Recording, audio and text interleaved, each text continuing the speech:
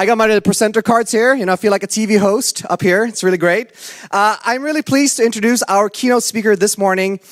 He was a co-founder of GitHub, actually, and he was also the CIO of GitHub. It's a service that I think most of us have used. And when you are in your career and changes happen to you, sometimes they can be a little bit like planned. You have a target, you go for it, a goal, but sometimes it can be a bit accidental. So our keynote speaker here wants to talk a little bit about that, like what's it like to become a bit of an accidental entrepreneur, and on his journey from GitHub to his current job, which is also the co-founder and CEO of Chatterbug. Please give a very, very warm welcome to Scott Chacon.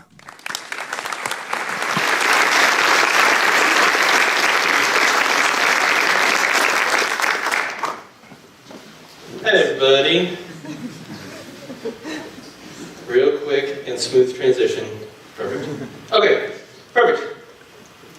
How's everybody doing today? Great. Good. Oh, that's not at all what I'm seeing on my screen. Does anybody know? There's some magic thing to mirror, yeah? Command F1. Command? F1. F1. Oh, perfect. Thank you. Round of applause for this guy knowing Command F1. You'd think I'd done this enough times that I've run into this 8 times. And anyways, okay, so from GitHub to Chatterbug. So I would like to talk a little bit about my journey. I think what I'm going to do is start off a little bit to give you a background of where I've been. That's a particularly good slide. Hold on one second. This is technically going very well. I'm pretty excited about it. Okay, so a short journey. So I want to tell you a little bit about where I've been. So when I started at GitHub, there were 4 of us, right? We're sort of working out of cafes. We were working in San Francisco, and it was a tiny operation where we were essentially, GitHub was making us beer money, right? And we would go and sort of drink on the weekends together with the money that GitHub was making. And as it got more popular over time, we saw it grow and grow and grow. And by the time that I left 8 years later, it was over 400 employees, right? And so to see a company go from 4 friends to a relatively large organization that spanned, I think we had employees in 15 countries and 30 states in the US, is an interesting journey, right? And when I left to start a new company. It was something that I was passionate about and am passionate about, which is language learning. But I looked back on all the different things that I had done at GitHub, which was pretty much everything, right? When you start at a company when there's 4 people and you get to something that there's 400, you've done a little bit of everything as a co-founder. And what was interesting in starting a new company to me was, what do you learn, right? Like, what do you take over from what you had learned from all of this time and all of these people, that smart people that you worked with, and things that we tried out, and what would you do again, right? And I think it's interesting if you have a company, and to look at what you're doing and say, if I started a new company, what are the things I would bring over, and what are the things I would probably rethink at this point? So I don't want this talk to be what you should do. This is what you should do, because I think we're all on different journeys. And even if I went through sort of the GitHub type experience again, I think it would go different ways, right? Like what is truthful for me, what is helpful for me, it may not be the same thing that's helpful for you. So what I want to say is, these are the things that I'll do in any company that I start going forward, right? And if that's valuable to you, then I hope that is something you can learn from. So the things that I'd like to talk about are 3 things that I found really valuable in starting a new company, that I learned very specifically from working at GitHub, from watching GitHub grow. One is to use your own product. And this is something actually that I see a lot of people not do, and I'll get into all of these in more detail. The second one is listen to your customers, which is another mistake that I see a lot of companies make. And the third is to augment over replace as far as human beings go, right? What is the human component in what it is that you're building? So I'll talk about all of these. The first one is use your own product. And this is something that I see over and over again, that people will build something that they don't use, that they actually don't really care about, that they'll come up with something that they see a market niche for, and they'll say, okay, this doesn't exist in the market right now, and so I should probably build it because nobody's in this space. But do you care about it, right? Do you give a shit about the thing that you're actually building or not? And more often than I'd like to see, people don't really care about it, right? They'll say, especially, I see this all the time with blockchain. I don't know, I don't want to hurt anybody's feelings or something, but like if you're like, I'm going to take blockchain plus something, Like dogs. Like, what is blockchain for dogs? Like, what would that be? There's nobody in that space right now. I'm going to completely own that space, and it's going to be awesome. And it's like, do you understand blockchain or have a dog? And they're like, no, but that's not important because nobody's in the blockchain for dog space, and so I'm really going to dominate it. And they don't really care. So I think it's important to use your own product. I think it's important to care about your own product, to dog food the things that you're building. This is actually my new company, Chatterbug, right? We use GitHub every day. I've used GitHub every day since the day that I started at GitHub, more or less. GitHub was always very useful to me. Everybody in GitHub used GitHub. The lawyers at GitHub used GitHub. The finance team used GitHub, right? We would literally write legal documents in GitHub and have anything that affected the employees and have employees send pull requests to say, I think this would be a better way of doing sort of, I don't know, this internal corporate policy or something, right? And so we made everybody use GitHub, and we felt that that was really important for the company. And I continue to use it to this day. I think Airbnb is a really interesting example. If anybody has used Airbnb, I assume most of us probably at least know about it. Maybe some of you are staying in it today. Brian, the guy who started it, left his apartment for several months and lived in Airbnbs when it was still very, very young to try to make sure that he understood what the experience was like to be in an Airbnb all of the time, to feel those frictions, to understand what that problem set was, and make sure that the experience was good for that, and continued for a very long time. He may still be doing this. This is 2015, which was 5 years after the original article, to rent out his own space, right? To say, if you go to San Francisco, you can rent Brian Chesky's apartment to stay in, and again, to make sure that it's not only good for the consumer, but good for the people renting out the apartments as well, right? And so he was trying to understand all aspects of this and make sure that he really understood the problem space of both sides of the marketplace that they were trying to serve. And I think that this is a really important, he didn't need to do this, right? And I think whatever it is that you're working on, make sure that it's something that you care about. It's something that you're using every day. I think it's really, really valuable for the product to live as much as possible, and for all of your employees as well, or everybody that you're working with. Do they care about the thing that they're working on as well? And I think this could and should be applied to almost any industry you're in, right? If you're in the taxi industry, if you're trying to make the next Uber or whatever, try to only use those, or try to use that as much as possible to get an idea of what is this problem, how is it helping, hotels, airlines. If you run an airline, if you work for an airline, you should be using your airline all the time. You should be trying to do different jobs, be the stewards, whatever, like try to actually understand what is it like to be in all aspects of the industry that you're in. And for me, it's language learning, right? I have a language learning product, right? I have Chatterbug, which we do sort of online tutoring and all of this online study. And so what is important to me is that I learn a language doing it, right? And that everybody that works at my company is constantly learning a language so that we all know what is this problem set, right? When you get good at learning a language, when you've already learned it, when you learned it when you were a kid or something, I think people tend to forget. So it's important to me that everybody that works at my company is constantly learning a new language to remember how painful it is and how difficult it is and how not easy that problem set is, right? And how to stay motivated doing it. And you can actually, if you want to watch me embarrass myself, you can go to YouTube and watch me a time-lapse video of 150 hours of me learning German from scratch, which I've done much farther than that now, but I put this thing together. But it is interesting to see how difficult and painful it is and how far you can get, right? And that I'm using my own product the whole time. And I think that that's important. So the second thing, after you use your own product, is listen to your customers. And these things are actually related. It's about understanding your product. It's about understanding the problem set that your customers are facing. And I think that most people, again, really don't find listening to your customers a really important aspect of building product. And I think listening to your customers is probably one of the most important aspects of building your product.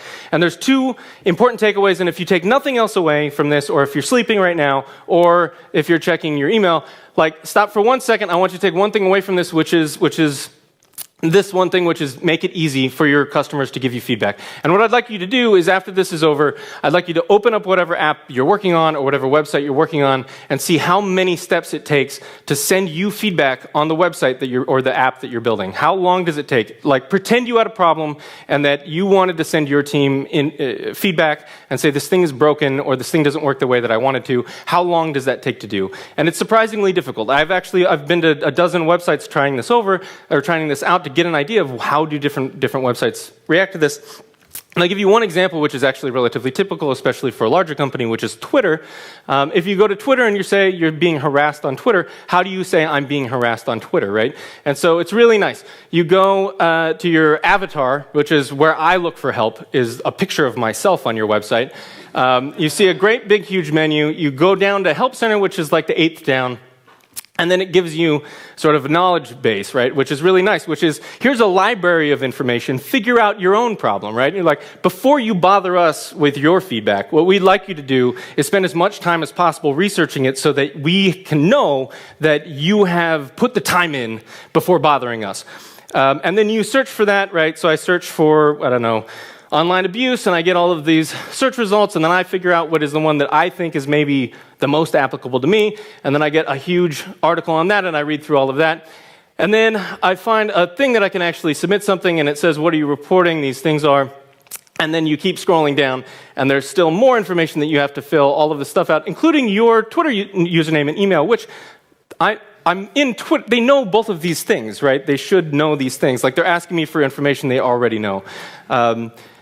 At Chatterbug, what we use is Intercom, if anybody has that, but there's Front. There's a whole bunch of different things that you can outsource this type of thing, where you click on it, and it just says, what are you doing, right? And you type in some question, and it's like a chat thing, and you can log out, and they can email you later, right, if you're not online anymore. And it's really, really nice. And I love websites that have these because I know that it's really easy to say, here's a problem I have, and it doesn't take any extra work from me, right?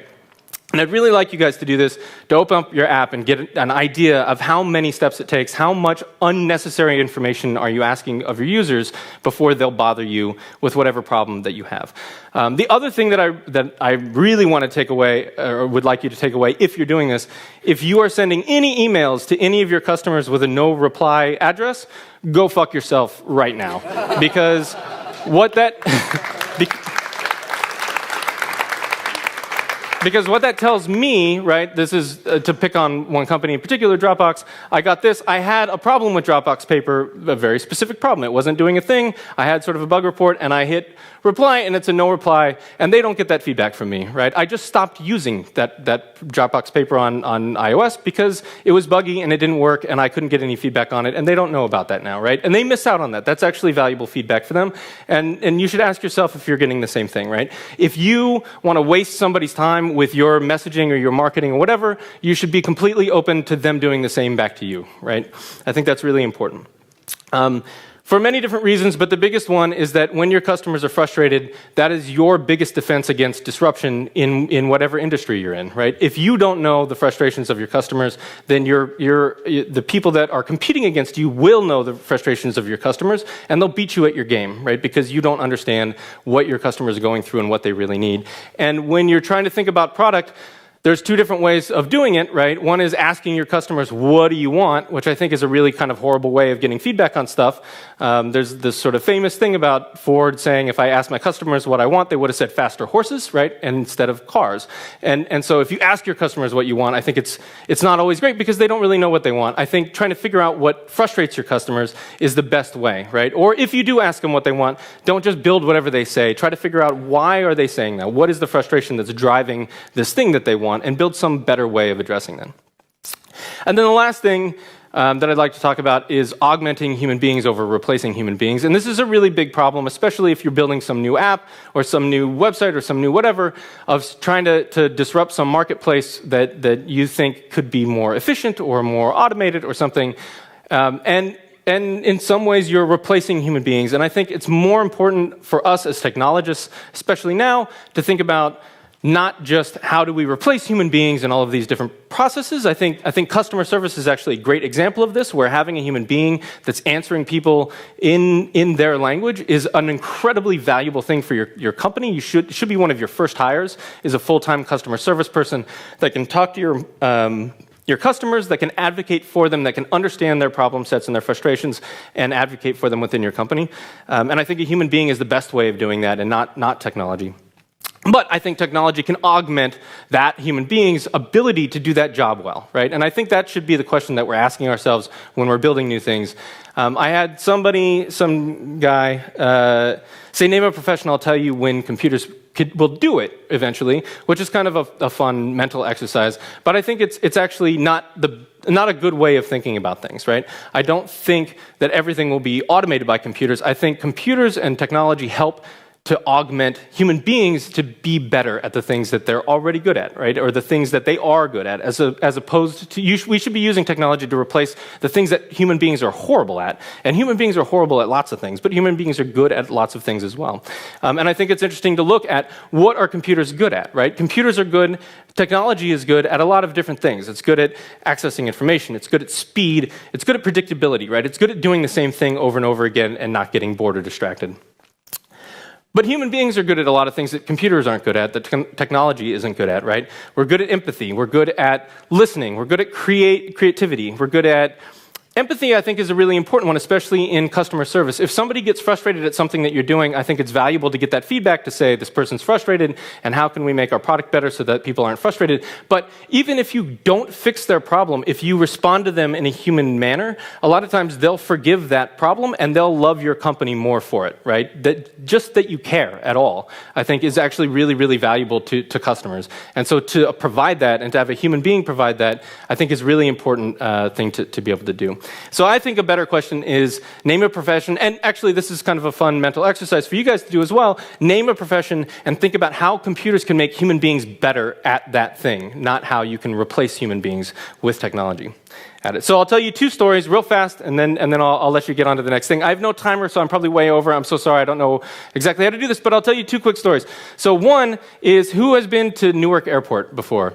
Yeah, it's a shit show, right? So I want to tell you, if you haven't been to Newark Airport, Newark is not New York. It's but it's really close to New York, and I don't know why that's a naming thing. But I travel through there because there's no direct flight from San Francisco to Berlin, because Germans are so incredibly good at building airports. And so that was mean. Sorry, everybody that lives in Berlin.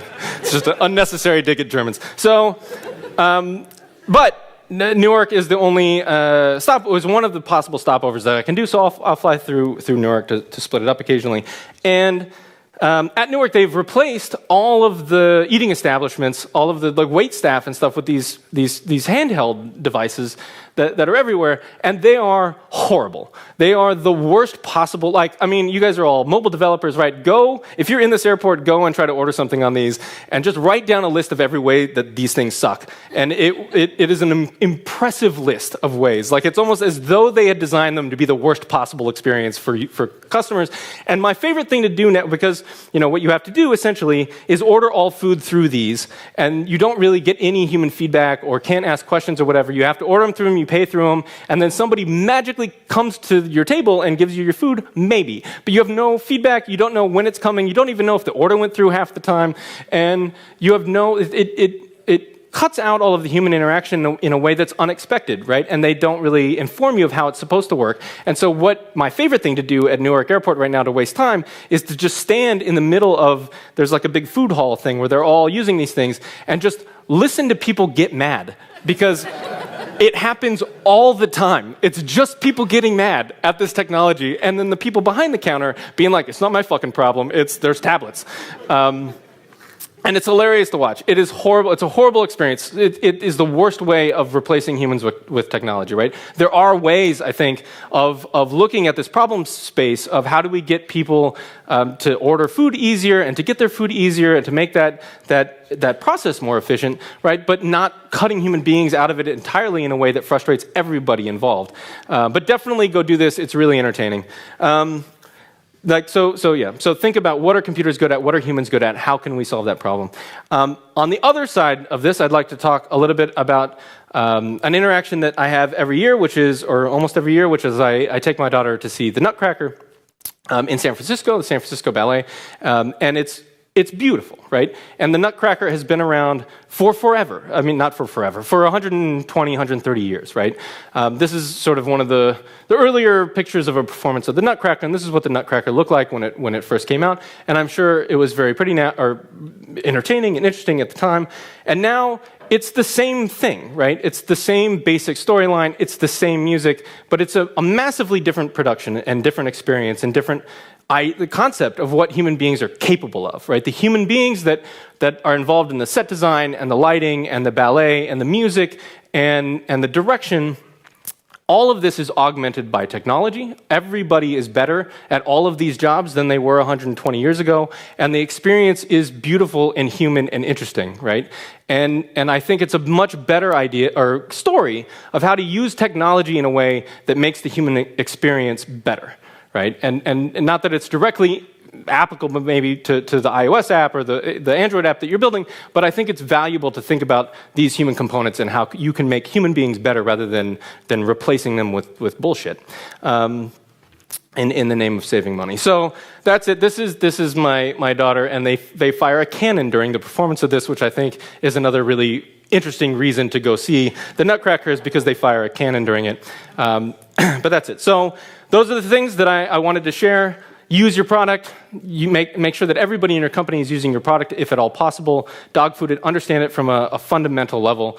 Listen to your customers, because everything you can't do using your own product, you'll learn from your customers, all the edge cases, all of the other things, right? You may overfit for your particular problem set. Don't do that. Like, listen to your customers. And augment human beings over replacing them. So that's all.